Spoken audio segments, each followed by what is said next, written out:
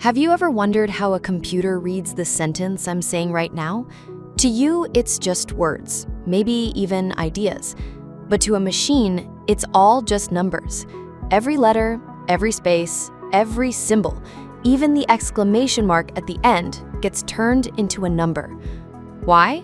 Because computers don't understand language. They understand data, and more specifically, numbers.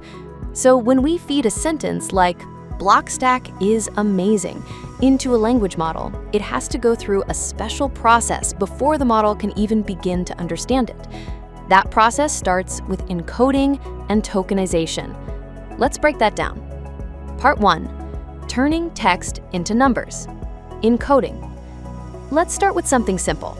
Take the letter A. In the ASCII encoding system, one of the earliest standards, the letter A is represented as the number 65. The lowercase a, that's 97. This mapping of characters to numbers is called character encoding. Over time, ASCII wasn't enough. It only supported 128 characters. Fine for English, but what about other languages? Emoji, special symbols. That's where Unicode came in. Unicode is like the universal language of encoding. It maps over 100,000 characters from languages across the globe to unique numeric codes. So the letter ka from Bangla or the emoji smiley all have their own Unicode values. This step, converting human text into numbers, is the foundation for any natural language processing task. Without encoding, models like ChatGPT wouldn't even know what text we're talking about. Okay, so we've got letters turned into numbers. But here's the thing. Language is not just a bunch of individual letters. It's a sequence of words, phrases, and structures. To capture that structure, we introduce a concept called tokenization. Think of a token as a unit of language. That could be a word, like AI, a piece of a word, like amaze and ing, or even punctuation, like the exclamation mark. The tokenizer's job is to take a sentence and break it down into these tokens so the model can process them more efficiently. Different models tokenize differently. Some tokenize by word, some by character, and many modern ones, like GPT, use subword tokenization. Part 3. Byte Pair Encoding, a smart shortcut. Let's say we want to tokenize the word unbelievable. Instead of storing the whole word as one giant token, we can break it into parts like un plus believe plus able. That's more efficient because those parts show up in other words too. Un goes to untouchable, unfair. Believe to believer, believing. Able to capable, portable. This strategy is part of something called Byte Pair Encoding, or BPE. BPE starts by breaking all words into individual characters. Then it repeatedly merges the most frequent pairs into longer and longer chunks. Over time, it builds a vocabulary of useful token pieces that can represent a huge number of words, even new ones it's never seen before. That's why models like GPT can handle typos, new slang, or invented words surprisingly well, because they tokenize based on patterns, not just memorized words. Now, why it all matters? Because models like ChatGPT don't read sentences, they read token sequences.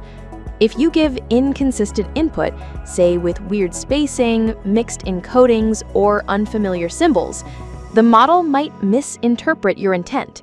So a stable and consistent way to turn text into tokens is critical. Also, tokenization impacts how long your input can be. Remember when you get an error like context limit exceeded? That's because every token, even punctuation, takes up space. For example, AI is amazing might turn into 3 tokens, but change it slightly to AI is incredibly amazing. Now it's 5 or 6 tokens, depending on how those words are split. That's how even small changes in phrasing can affect how your prompt fits into a model's input limit. Let's take a simple sentence. AI is amazing. A tokenizer might split this into tokens like AI is with a space, amazing with a space. That's 3 tokens for 3 words. Pretty straightforward. Now, if you write the same sentence but add inconsistent spacing or punctuation, like AI is amazing, notice the extra spaces and the exclamation mark at the end.